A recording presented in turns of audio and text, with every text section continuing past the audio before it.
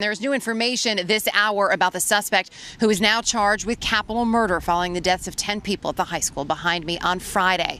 The grandmother of one of the suspect's best friends telling CNN her grandson was questioned by investigators on Friday night. Bertha Bland describes Dimitrios Pagorchis as a respectful and very intelligent young man who she says lived under the thumb of a strict Greek father. She says her grandson told investigators Pagorchis had told him he kept journals about his thoughts. She also says both boys showed an interest in guns and also played a lot of violent video games. She describes Dimitrios' mother as being very sweet. I want to bring in now Polo Sandoval, who has more on how the survivors are holding up. You've also spent some time at both a church service and following the memorials as well as folks here work up to that baccalaureate service today, Polo.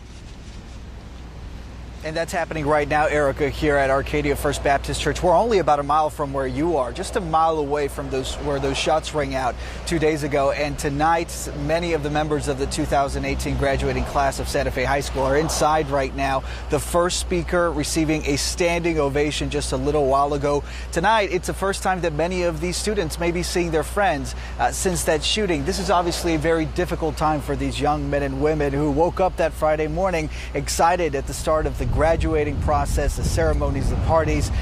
There is still that celebratory mood, but I will tell you, obviously, this time is extremely different, as you're about to hear from Todd Piddick, a graduating senior. I can speak for all of us. It's kind of difficult to celebrate a graduation when so many people's lives were lost. Like, it kind of makes what we're going through, like, these families, they lost family. I was lucky enough, I didn't lose family that day. But there were people that lost family, and thinking about my circumstances, it's so small compared to what these people actually lost. Todd, one of many students who we've been speaking to today here in the city that is still trying to come to terms with what happened. But, you know, that word, celebration, many of these students say that is actually part of the mourning. That is part of the healing, part of that long road to recovery that is ahead for this small Texas city. In the meantime, though, the first funeral was held for one of those victims, Sabika Sheikh. She's the foreign exchange student from Pakistan who was in the United States continuing her high school studies before her body was sent back to Pakistan to be laid to rest. A small goodbye ceremony that was held in Houston this morning, Erica. All right, Polo, thank you. Of course, one of the questions that lingers is what would drive someone to do this. Earlier today, I sat down with the attorneys representing the 17-year-old suspect who is currently being held in solitary confinement. You met with your client yesterday. Correct. How is he? He's having a difficult time right now. I think he's in some kind of shock.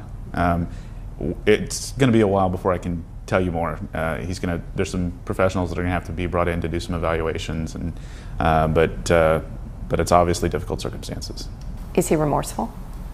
We're not even there yet. Is he aware that 10 people are dead? I don't think we can answer that. Yeah, I don't think we know the answer to that yet. We've had brief visitations with our client. I mean, 2 30-minute visitations, and he really hasn't been able to answer the questions. We're going to have to sit down for hours and ask him. You said he hasn't been able to answer the questions. Has he been responsive, though? Is he actually, are you engaging in conversation with him? We have had conversations, but we're telling him what he needs to do right now to get through the next few days. We're not asking him probing questions at this point. Well, at this point, we don't have the information with which to even start asking those questions. I mean, the timing, this happening on a Friday and then a weekend where the information flow is really just what's in the media, nothing from the state. Once we start to begin that discovery process, we can start asking more intelligent questions. Have you spoken with investigators at all? We've spoken to the DA. We've spoken with the DA's office. The first assistant. And so everything at this point has to wait till Monday? It's going to wait till Monday. In terms of what we do know, and a lot of this obviously is based on the affidavit, in that affidavit, your client reportedly confessed to shooting, and I'm quoting here, multiple people with the intent to kill.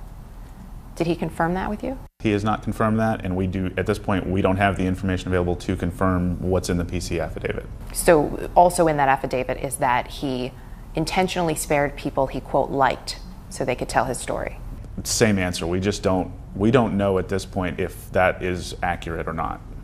The mother of one of the victims, 16-year-old Shayna Fisher, told us at CNN that she believes her daughter was specifically targeted because she rebuffed his advances. Were people targeted? We have spoken to the DA's office to try to get a little bit of information on that when that story broke yesterday. Right now we don't have anything, and the DA doesn't have anything to either confirm or deny that. There were also reports of bullying that were put out, and the school district came out pretty strongly against those reports, saying, we've investigated, this didn't happen. Has any of that come up in conversations with either your client or his family? Well, there has been some conversations on that. We need to delve into it more. But the other problem is the school district doesn't say how they investigated it, when they investigated it. If they investigated it after the shooting happened, that's a really short investigation. Do you believe that it may have been reported prior to the shooting? We're not sure. We don't have that information yet. What's interesting about that Santa Fe statement is, again, it was released just a little bit more than 24 hours after. At this point, there are no indications they actually spoke to the student survivors that were reporting this bullying and reporting it to the media in the last couple of days. Without talking to them, I'm not sure how Santa Fe could be in a position to strongly deny, or I think they use the words confirm the untruth of it. I don't know how they could be saying that at this point. It'll be interesting to learn as we go forward what exactly that investigation consisted of. In that statement, though, they actually reference coaches. So they reference Correct. high school coaches. Correct. Not just students. Correct. So do you believe that they have not done their due diligence in terms of speaking with those coaches? We don't know. We don't know what they did. That was a very short statement. So that more from the attorneys there. There have been a lot of questions about the investigation and the lack of information. That is all changing right now. Our colleague Rosa Flores has some new reporting in from the county sheriff here. What are you learning? Erica, we finally have more information regarding what happened inside Santa Fe High School. Now, this is from the Galveston County Sheriff. He says that this shooting lasted about 30 minutes. Now, 4 minutes into the shooting, that's when officers arrived and they engaged the shooter. Then hear this.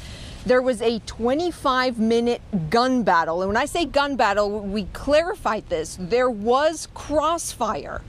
There was a section of crossfire there. So the big question, of course, and I'm sure this is what you're thinking as well, so all of those victims, were they shot by the shooter or were they caught in the crossfire? When we asked the sheriff to clarify, he said that we were going to have to wait for the autopsies, for the medical examiner to conduct these autopsies before we learn that specific answer, which of course is extremely concerning to you, the viewer, to everyone, to us as journalists trying to learn more and answer those questions for the public and of course for the families of the victims. All right, Rosa, important reporting there. Thank you. I know they also told you they have a number of cameras in that school and they are trying to place together that video as well.